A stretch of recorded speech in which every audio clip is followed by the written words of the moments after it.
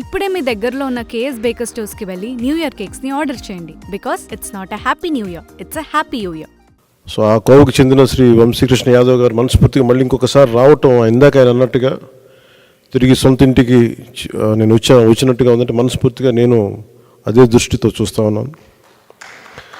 ఇది అలాగే ఆయన వచ్చిన విధానం నాకు చాలా నచ్చింది. ఏ సమస్యల మీద ఇవన్నీ ప్రస్తావించకుండా భావజాలం ఇది మరింతగా ఆకట్టుకుంది. ఆయన పార్టీలోకి రాకముందు చర్చల మీద నేను అర్థం చేసుకుంది. వైఎస్ఆర్సీపీ పాలన గురించి వీటి గురించి ఏమి కాకుండా నేను ప్రత్యేకించి ఇంతకుముందు ఎట్లాగైతే ఆకర్షితున్నాయి, నేను 2009లో వచ్చాను. అది కూడా చాలా స్వల్ప తేడాతో ఓడిపోయారు విశాఖ తూర్పు నియోజకవర్గం నుంచి. 2014 కూడా అదే పరిస్థితి. కానీ పోటాపోటీగా మళ్ళీ ఎమ్మెల్సీ ఎన్నికల్లో పోటీపడి గెలిచి ఆ విజయం మరి ఇలాంటి బలమైన నాయకుడిని జనసేనకి మనస్ఫూర్తిగా ఇష్టపడి వచ్చినందుకు ఇంకొక మారు మనస్ఫూర్తిగా ధన్యవాదాలు తెలుపుకుంటూ, ఏ నమ్మకంతో అయితే జనసేనలోకి వచ్చారో మీకు మనస్ఫూర్తిగా నేను వ్యక్తిగతంగా పార్టీ పరంగా భరోసా ఇస్తున్నాను. మీకు అండగా ఉంటాం.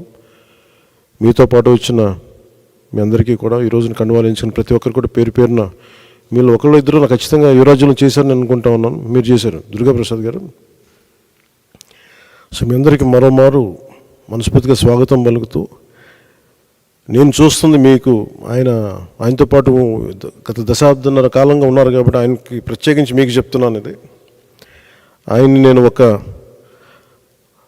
నియోజకవర్గం దృష్టితో చూడట్లేదు. అలాంటి బలమైన వ్యక్తులు రాష్ట్రానికి చాలా అవసరం. రాష్ట్ర స్థాయి నాయకుడిగా ఆయన ఎదగాలి. మనస్ఫూర్తిగా దానికి నా వంతు కృషి నేను చేస్తానని మీకు తెలియజేసుకుంటూ, ఆయన నమ్మి మీరు ఇంతకాలం ఆయనతో ఉన్నందుకు మీరు మనస్ఫూర్తిగా భవిష్యత్తులో ఆయనకి మంచి భవిష్యత్తు వేసేలాగా పార్టీ చాలా నిర్మాణాత్మక చర్యలు తీసుకుంటాం. చాలా బలంగా ఆయనకి అండగా ఉంటామని తెలియజేసుకుంటూ, దీనికోసం ఆయన పార్టీలో చేరిక వచ్చిన ఇక్కడ జనసేన నాయకులందరికీ, దీనిని ఒక క్రమంలో తీసుకొచ్చిన పిఎస్సి చైర్మన్ పెద్దలు నాయకులు నాదెండ్ల మనోహర్ గారికి కూడా ప్రత్యేక ధన్యవాదాలు తెలుపుకుంటూ, ఈ సందర్భంలో ఎన్నికలు రాబోతున్నాయి.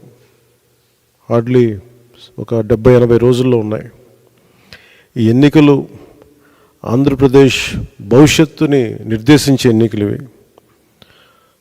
ఏ అభివృద్ధి కోసం అయితే మీరు అందరూ అహిర్నిశలు వైసీపీకి దాదాపు 2014 నుంచి ఆవిర్భావం నుంచి ఆయన పనిచేసిన వ్యక్తి. అంటే మీ అందరి ఆశలు కూడా ఉత్తరాంధ్ర అభివృద్ధి కానీ మీ వ్యక్తిగతంగా మీరు ఎదగడంతో పాటు ఉత్తరాంధ్ర అభివృద్ధి, రాష్ట్ర అభివృద్ధిని ఆకాంక్షించే మీరు చేశారు. అది ఎంతవరకు జరిగిందనేది మీకు అందరికీ తెలుసు.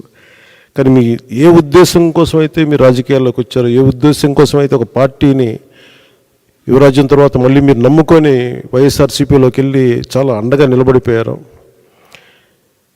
మీరు ఇంత మాత్రం ప్రేమ నమ్మకం చూపిస్తే దానికి నేను 100 ఇంతలు చేసేవాడిని. సో దాన్ని దృష్టిలోనే పెట్టుకోండి.